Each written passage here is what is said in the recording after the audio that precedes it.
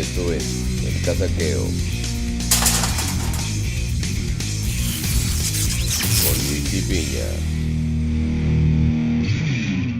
Agenda internacional, le eché un ojo, salvo un par de decisiones en Medio Oriente, es bastante continuista con lo que hay ahora mismo, con lo que deja Trump, al menos eh, al inicio, pero hay algo muy interesante. La OMS ha sido famosa por las decisiones que ha tomado durante la pandemia. Justamente una de las banderas de campaña de Biden fue el manejo de la pandemia y la negligencia que ha tenido su compañero un tanto más rubio para manejarla ahora mismo en su gobierno. Y, y este señor asegura que se va a volver a reunir con la OMS para anular el retiro que habían presentado eh, pues hace algunos meses. Entonces, ¿creen que esto sea productivo realmente o que se va a llevar a cabo o que realmente le vayan a poner el foco que merece la pandemia ahora mismo con la toma de posesión o simplemente fue eso, un discurso?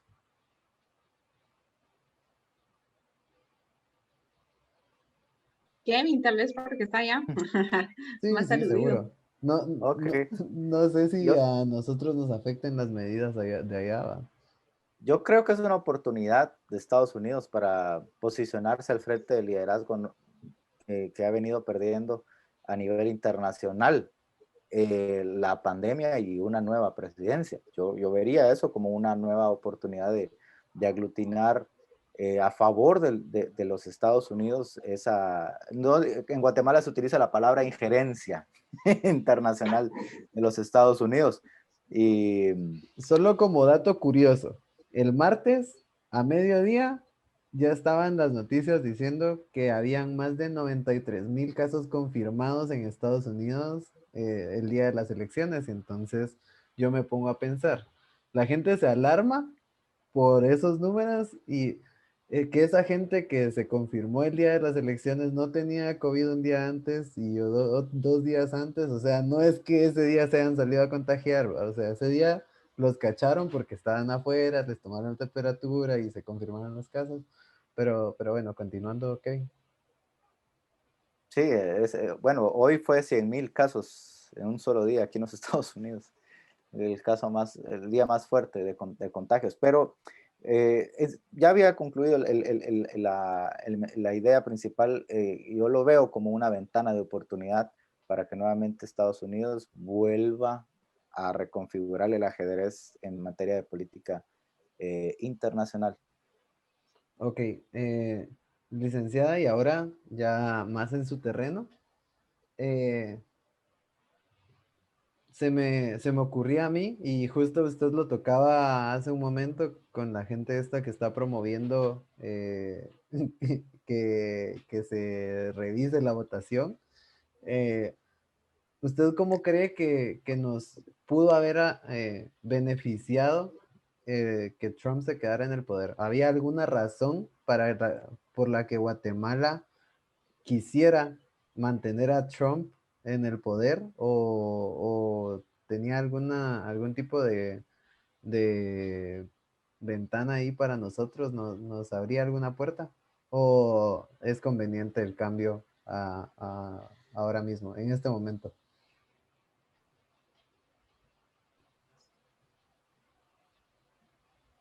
Yo le voy a cambiar la pregunta.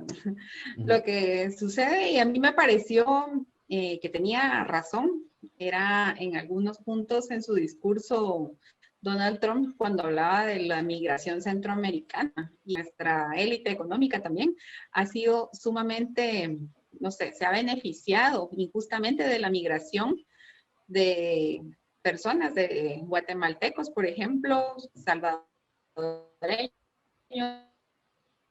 hondureños que fueron en esta crisis del 2018, puso el dedo en la llaga acertadamente. O sea, los gobiernos centroamericanos no están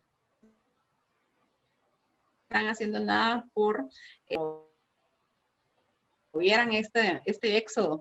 ¿Qué significa tener una retribución en remesas que pasa por el sistema bancario y que esto es completamente funcional. Entonces, malo es Trump, no necesariamente, sino que estamos expulsando gente porque aquí no hay cobertura de servicios, no hay fomento de empleo. Entonces, creo que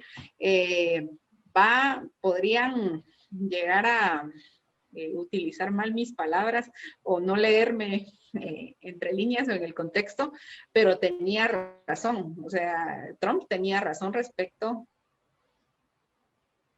a las caravanas migrantes.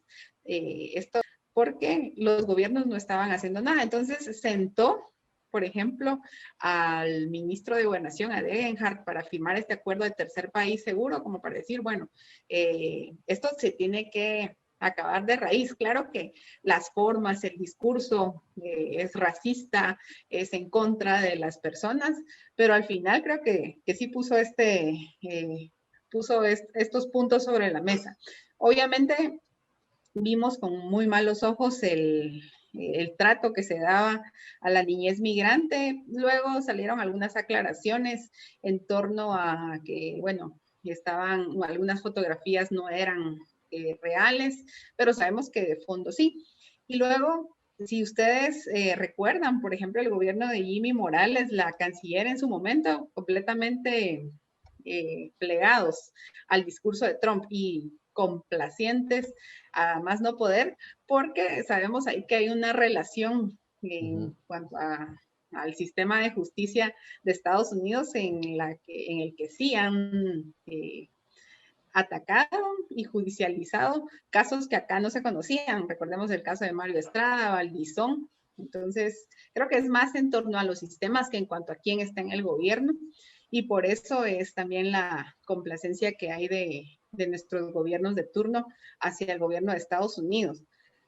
El otro punto, si nos podría beneficiar en algo, aquí hay algunos temas que podríamos decir que no son tal vez los más, que son, merecen una atención de carácter primario, pero a mí me pareció interesante. ¿Por qué Latinos for Trump? ¿Por qué Chapines for Trump? Entonces, ¿No vieron las marchas que habían en Florida para apoyando a Trump? Con salsa, los cubanos así bailando eso es tradicional también. Como que estaban apoyando a Fidel. Al contrario, un voto en contra, exactamente. Cabal. Eso se puede ver y hay puntos que trascienden a la parte económica, a las políticas sociales o no sé. Y es, por ejemplo, la moralidad o hay otros temas que están también rondando en la mesa. Yo le escuchaba una entrevista de un pastor evangélico justamente en Nevada, en Los Ángeles, y decían, el hecho de que seamos latinos no hace que rechacemos a Trump, porque por el otro lado estamos viendo algo que es muy importante para la cultura latina y es, no sé, valores religiosos, ya sean evangélicos o católicos, por ejemplo, este tema de ser pro vida, entonces los abortos. Todo esto entonces genera también otro debate que podríamos pensar que no está sobre la mesa y que no influye como los temas macroeconómicos o esto de la migración. Pero esta semana también en un programa de radio acá decían, es que el latino, como también ponía el ejemplo Kevin, ya de segunda generación o de tercera generación, pues ya son ciudadanos o ya son residentes, y es decir, bueno, sí, también tienen que frenarse la migración de nuevas oleadas o nuevas generaciones a futuro. Es que ellos ya no nacieron allá, ya crecieron allá, ya son de allá, pues ellos ya... No tenemos que pensar que toda la gente va a tener este discurso de Trump el malo, Trump el antilatinos, porque siendo fríos, también hay una proporción de la población que ve otros temas.